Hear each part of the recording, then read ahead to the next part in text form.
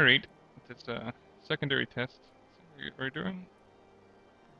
Wait a second, this is a preview? Or is it? Oh wait, no, we're working. I'm working. It's working. The buttons are confusing. I don't know what's happening.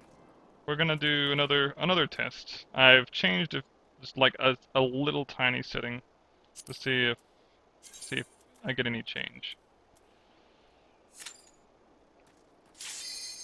And if this is as successful as the last run, I will go ahead and upload that one as well to YouTube because it turned out pretty well. Oh, wait. Oh no, yes. Gotta love that tank queue. Nothing like a steady frame rate to put me at ease. I'll have to see if it holds up throughout the entire dungeon, though.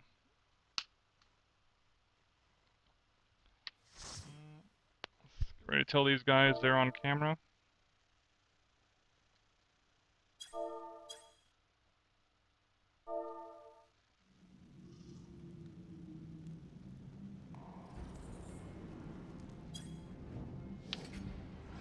As always, gotta let them know they're being streamed, you know. Candid camera and all that.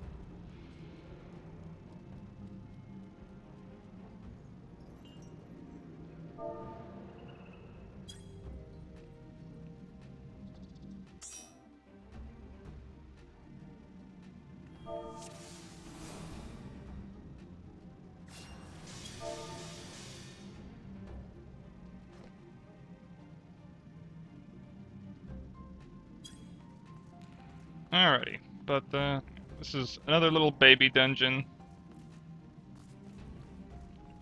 I should play a more extreme dungeon just to see if I'm up to snuff and to see if any kind of performance I'm maybe not noticing playing this kind of dungeon would affect me in a more difficult dungeon. But based on what I'm looking at, like I said, I'm not seeing any FPS loss or anything like that, so I would argue it would be the same kind of boat. Like the only the only problem would be my own lack of skill, which I think would be the determining factor as to whether or not I do well. In all honesty, I'm not that bad. And what's better, playing a tank is not that rough, especially in these little babies' first dungeons. It is not at all difficult. Like you gotta really wanna lose.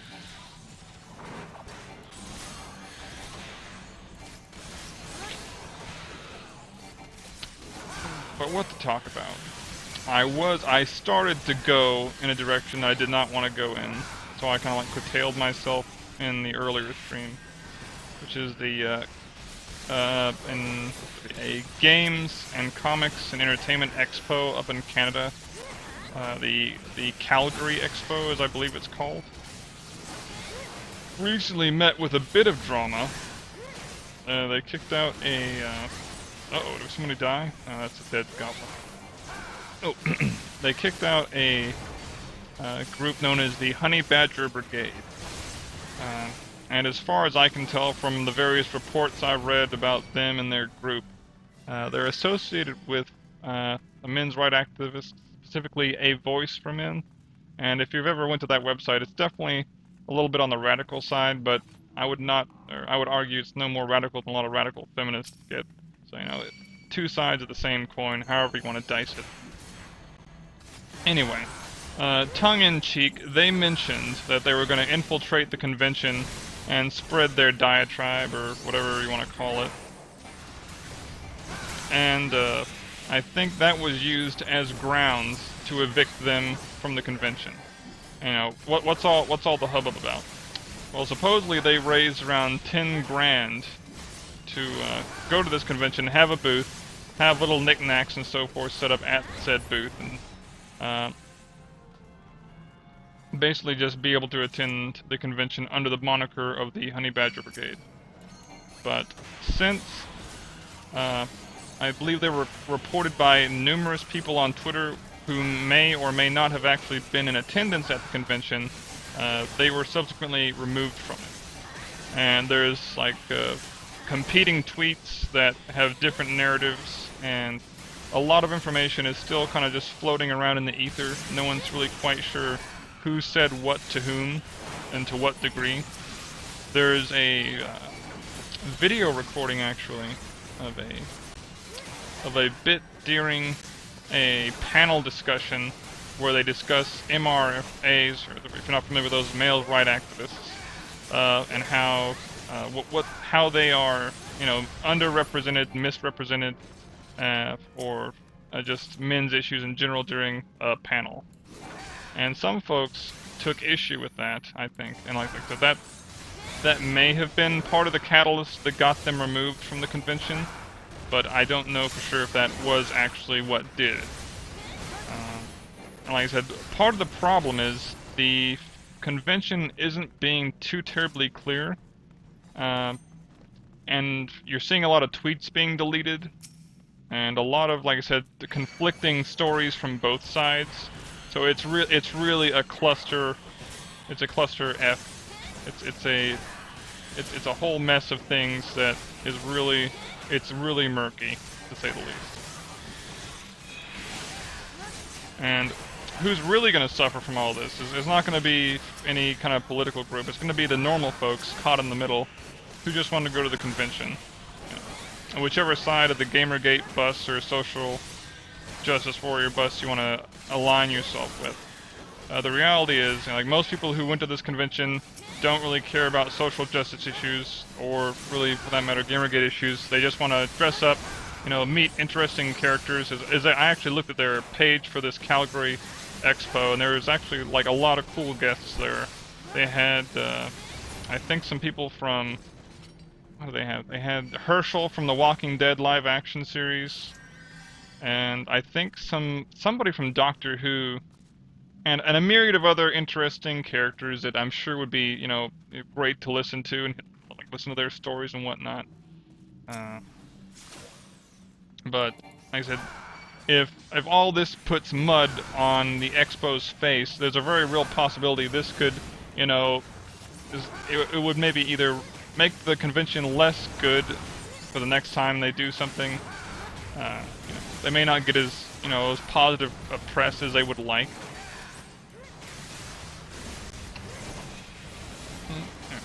I wonder if my little Steam announcements pop up on the screen. I don't think they will. So we'll see. Where was I? It's a real... the problem with the whole thing is, like I said, a lack of information, a lack of transparency. But based on what I've seen, I feel like the Expo had a knee-jerk reaction to tweets. And I understand, because they have to cover their rear end, you know. If they think somebody is harassing someone, or, you know, is pushing a narrative that, you know, some might consider offensive, then they're, you know, well within their right and probably need to kind of remove that narrative. The problem is, like I said, I don't believe they sufficiently researched the Honey Badger Brigade, or the Gamergate issue in particular. One moment, I need to make sure these fireballs don't kill us all. And as much faith as I have in my group, you know,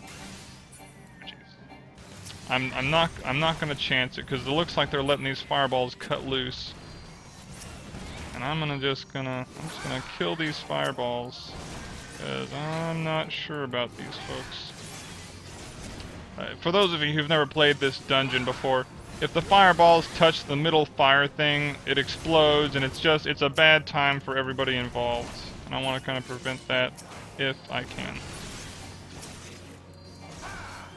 There we go. Okay, this person has a... There we go. I'm not saying my group would have let this, you know, crap out, but you never know. It's a pug, so I gotta take it with a grain of salt. Anyway, where was I? Yes, Calgary Expo. It's really, in the number of ways they could have handled the situation, like I said, it wasn't the worst way to do it, but it definitely was not the best. And they very well may have violated their own terms of service, you know, in terms of harassment and such. People are getting together legal teams as I speak, you know, to just make this into a bigger issue, which it may very well be a bigger issue. Like I said, the problem, again, at the very base, the stem of this issue is a lack of transparency. Nobody knows for sure exactly what transpired. And it's that lack of transparency that's fueling this fire, this out of control reaction. And with good reason. In the event that the Honey Badger Brigade, were just, being as passive as they claim to be, and from what I've seen, that's what the proof is showing. But at the same time, I was not at the convention. I did not see what all the Honey Badger Brigade said. Maybe there was something said there that is a bit more scrupulous than they're letting on. Maybe there's some evidence that is yet to hit the surface. I don't quite yet know. But like I said, it's just, I think if the convention didn't look as suspicious as it does, there'd be less people pointing a finger at them and saying, "Hey, what the hell's going on here?" And this is part of their community management. They have to wrangle in their community. They have to make sure. I'm ranting a long time on this, aren't I? They have to make sure that if there is an issue of public relations, that it's resolved quickly, and they make sure that they resolve it correctly. And if they do make a mistake, they need to be on top of it, taking care of it as fast as they can. And to their defense, they're not doing the absolute worst job, like I said, and they're trying to tackle the issues as they come. But like I said, the way in which they're doing it and the speed at which they're addressing issues as they arise, versus people coming out and saying, "Hey, that's not exactly what happened. Here's video proof, or here's audio proof, or what have you." It just looks really bad for them. And like I said, it's not going to hurt the convention. The people who've already made the money from the convention, they're going to come, they're going to go. The Gamergate folks and the Honey Badger Brigade, they got their message out one way or the other for sure. And by stomping on them as violent as they did, stomping on them as violently as they did, so to speak, to get them out of the picture, they've drawn a lot more attention to a group that, for the most part, probably would have faded under the radar under any normal circumstances, and really conflagrated this, way beyond what it should have. So now they're dealing with, like I said, this PR issue that's just spiraling further and further out of control. And that's their problem. And like I said, who is this going to affect? Like I said, the convention, like I said, they've made all their money. They may not have another convention. I doubt that this is gonna, sink future conventions for them. But like I said, this may, be an economic hindrance at some point. This isn't gonna hurt the HPB because, like I said, they've more or less got their message out that, hey, we're more or less kicked out of this convention. What the hell? So both the people who are gonna, like, 1 second. Am I lagging? Or are these people just... Oh, there we go. They weren't logging on to me. I'm talking about... Now, if you're just listening to this, I'm in a dungeon, and the mob behavior was a bit goofy. Like I said, the people who are going to feel the sting of this are going to be the con-goers. The people who just want to go, dress up, go to panels and listen to celebrities and other, important people and such. They're the ones who are going to suffer, one way or the other. And like I said, can the blame rest solely on, Honey Badger Brigade or the con itself? Like I said, that's still coming out. The information, is all over the place. But at the end of the day, it's the con's responsibility, to manage their PR, If they allow some rogue party, no matter what your affiliation or how you see, the Honey Badger Brigade, if they allow a single group to completely upheave their convention, that's on them. And there's a shortcut I can take, but I'm not sure if I'm gonna take. Oh wait, yeah, we can go ahead and do this. Talking back now about the dungeon. This is a very quiet party. Everybody knows what they're doing. I've not had anyone speak up, as far as I can tell. There we go. And I've seen my hit points dip down quite a bit, but I've not died, so at the very least our healer knows what they're doing. Or smart enough to, be able to keep me from dying, so about as much as I can ask for him. forgot to roll on that stuff. I don't know. I've gave enough lip service to the Calgary Expo. If you want to learn anything more, just Google Honey Badger Brigade Calgary Expo, and like everything will become exceedingly clear. Because there's a lot of topics from both sides of the argument going at it as I speak. A lot of the fervor has died down, I think, from a day or so ago, but there's still quite a few people discussing it, and they probably will be discussing it for the following week to come. What next? What's on my... Oh, I've been wanting to talk about this, and I was saving this topic for like another like actual podcast format kind of deal, but I'm running out of stuff to talk about. So I'm just gonna use my demo here. Shortcut. My demo kind of test here. Ooh, I could use some water to go over Jeremy Clarkson. And I'll go over Jeremy Clarkson here in more detail in just a second. Clarkson, for the uninitiated, is one of 3 hosts on a part of a show called Top Gear. And if the name wasn't a good enough indication, Top Gear is a show about cars, or at least that's what they might have you believe. It's actually a show about 3 guys driving around various exotic locations and taking a jab at all the local populace. You know, it's good fun. It's just stuff you can watch and take a good giggle at. And that's pretty much the format of the show. It wasn't always like that. In the early 60s and 70s, I think, is when the show first started coming out. Or maybe in like late 70s to early 80s. It was more about cars. It was more about, you know, discussing cars and car issues. But when Jeremy Clarkson and his crew more or less took... actually, Clarkson's been on the show for quite a while, but more specifically, Clarkson, James Hammond, and Jeremy Clarkson, James Hammond, and James May, or no, Richard Hammond and James May. I'm gonna get some hate hate for that. Let's see. Let's take care of these guys first.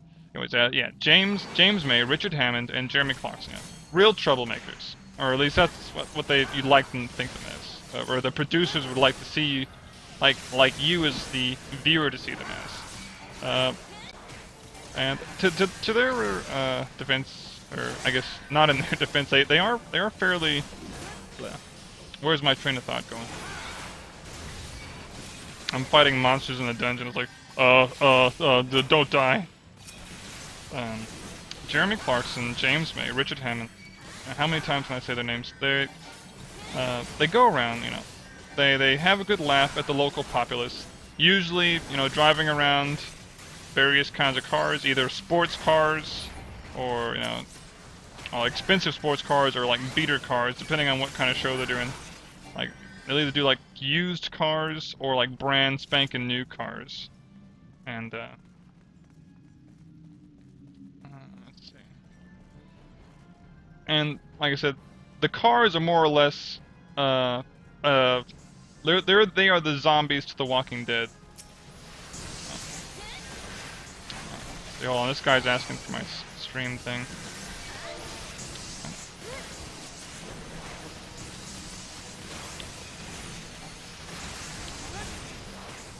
Banana pants. If you'll give me one brief moment, I got a alt tab, which will cause the video to go black here in just a second, and then I gotta grab the address for a link for this guy for the stream.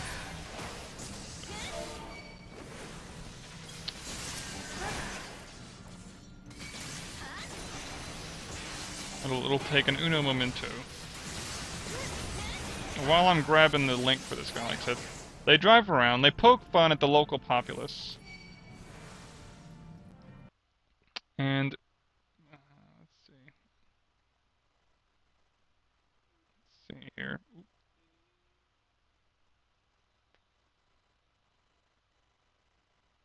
I gotta grab my stream, pluck it, open new tab.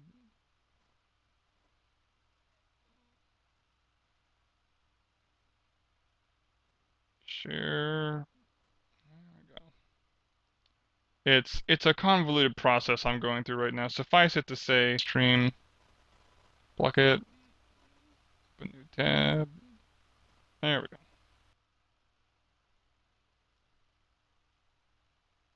go. Okay, now we got it.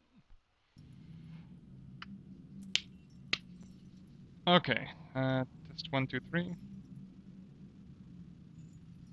Okay, yeah, we're still going.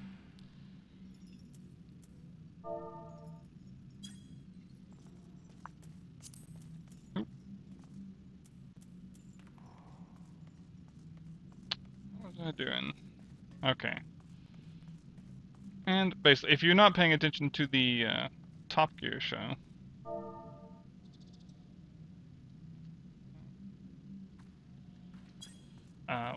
what occurred was, alright, the Jeremy Clarkson, who's arguably the biggest troublemaker of the bunch, got into a fracas, as the British call it. I don't know what exactly a fracas is supposed to be.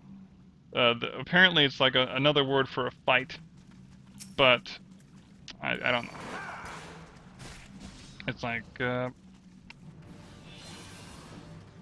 they got into a fracas, and then, as I understand, Jeremy Clarkson punched this guy right in the knob. You know, right in the face. And because of that punch, he was subsequently fired from the show. No, that's not too outrageous. You know, you punch somebody in the face, and you know, it's gonna probably not be too good for your job prospects. But to understand why he would have done that, you need to watch the show. Basically, the producers and such put them in situations that are built to aggravate them and make them testy and angry. And from what I understand, he was expecting to come to some hotel room with some kind of food already prepared, like a hot steak or something along those lines. When they got to the hotel, all that was there were like some cold sandwich meats and like bread. And they were told, yeah, make your sandwich, that's all you get. And of course, Jeremy Clarkson, he was expecting, you know, something, some fine dining, you know, understandably, you know, he's the star, you know, as you might call him. So he you know, he lost it. Now, like, did his producer deserve to get, you know, bonked right in the face? I don't know. You know, maybe there's more to this story that meets the eye. For some reason, I doubt it's as simple as that. But, you know, however you want to dice it, he was fired. And a lot of people are, you know, up in arms. They're worried about their favorite show. And the fact of the matter is, you should not worry about Jeremy Clarkson, because he has a load of money. Loads of money, as I forget, there's a rapper, British rapper who does that. Anyway, it's loads of money. He has loads of money. He's not gonna run out anytime soon. And even with like 2 ex-wives, well, he has 1 ex-wife right now, and the one he's with is gonna leave him, I think. And even with that, like all those ex-wives paying alimony, he's still gonna have a load of money. So he's not gonna be in any kind of financial straits. A lot of people are disgruntled about the show. You know, there's not gonna be no more Top Gear, which is not true. There's gonna be American Top Gear. There's Top Gear in a couple different other countries. I think Australia has its own Top Gear. So this show is not going to completely stop existing. There's going to be, you can view it in one form or another. It's just not going to be British Top Gear anymore, which is sad, because British Top Gear is arguably the best Top Gear. And I've watched the American version, and I was not that impressed.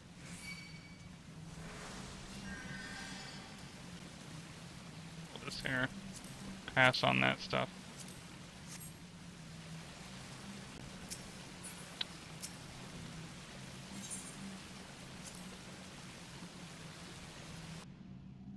Where was I? Sorry, I had to pick some treasure chests up there.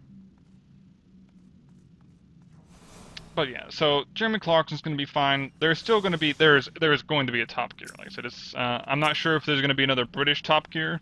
I honestly can't see there being another British Top Gear.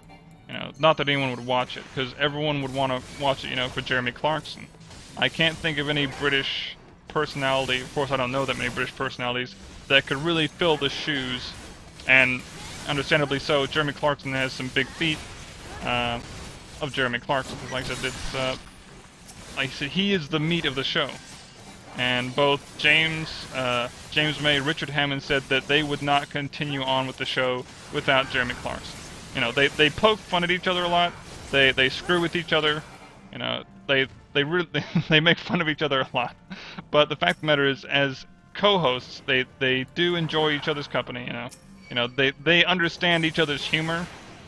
You know, there's a lot of in-jokes that they do with one another that really like pulls them together in terms of, you know, like a crew.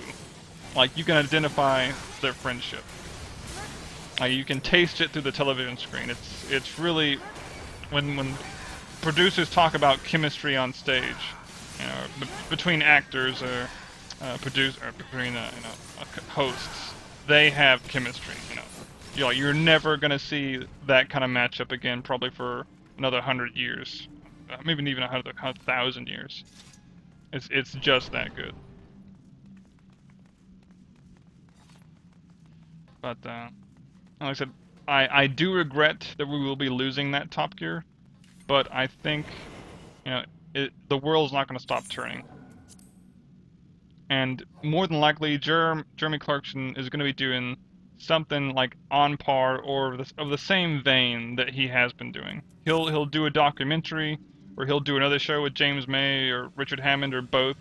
You know, he's a creative spirit. You know, he likes history, he likes cars, you know, he likes Uh-oh. It looks like someone in my party is listening in. Yeah. As Hadley's pointed out, Clarkson, like I said, he's very right-wing, if you've never watched the show. He gets a lot of the, you know, a lot of his producers and, you know, the crew maybe not so right-leaning. So, you know, what's the word I want to use?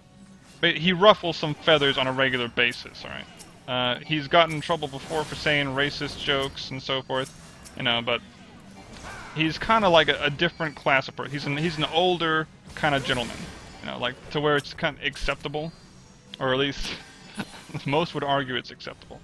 But like I said, him getting fired is a culmination of things. This isn't just something that just happened.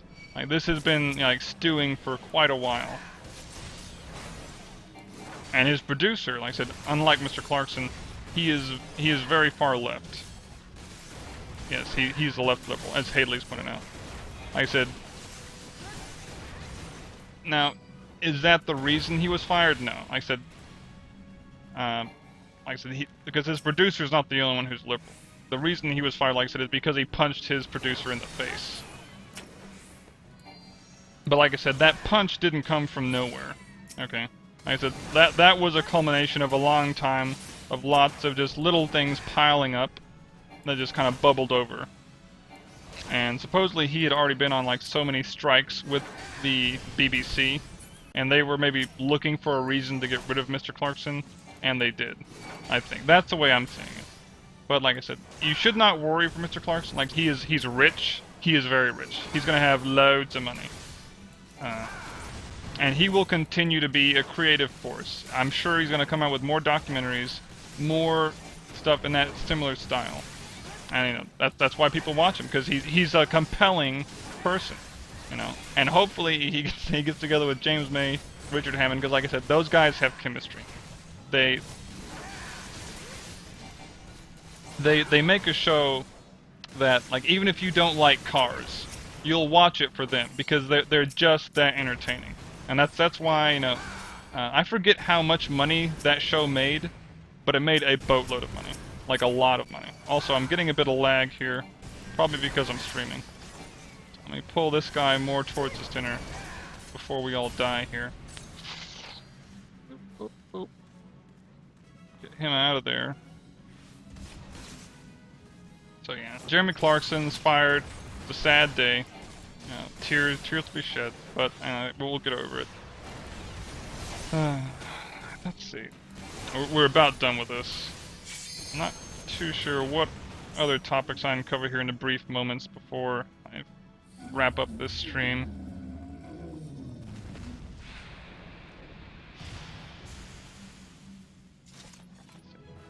Well, we got two cat girls. Hand out some petting here in a second. I'm gonna pass on that business.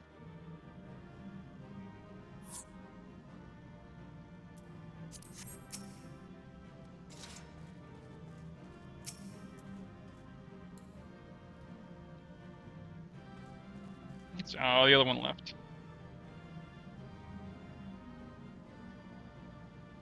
Yeah, like I said, he was an older gentleman, and he had a style of humor that was definitely his own.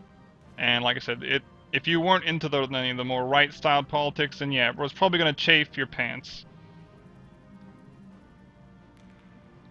But like I said, I'm not worried about him. Like I said, he's well-to-do, and he's very intelligent. So he'll do something else. I don't know what it's going to be. I don't know when he's going to do it. You know, like I said, he doesn't have to do anything. He has a load of money, but uh,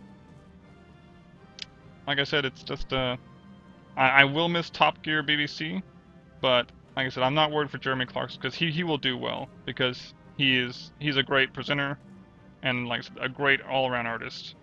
See ya, Hardly. But like I said, if you're still listening, Mr. Hardley, I'm about to close off the stream. Right now, you're kind of listening to a demo of sorts. So, what else? That's about it. If you want to watch this demo, I'll re-upload it to my YouTube channel, like I did with my previous demo. And after that, I said I may be done streaming for the rest of this week until next Wednesday and Thursday when I'll try to start doing a regular schedule stream. And I'll actually have more topics prepared, so I'm not just meandering from one thing to the next. Oof, it's a bit of lag there. So I'll play around with my settings and see. Let's see how good or bad this particular stream went. I think it went pretty well, but I don't know for sure. I'll find out soon enough though. Again, I'm shutting her down. Shutting her down, everybody. Have a nice day. Thanks for watching. I'm shutting her down right now. Shutting her down. Go home. Get out of here.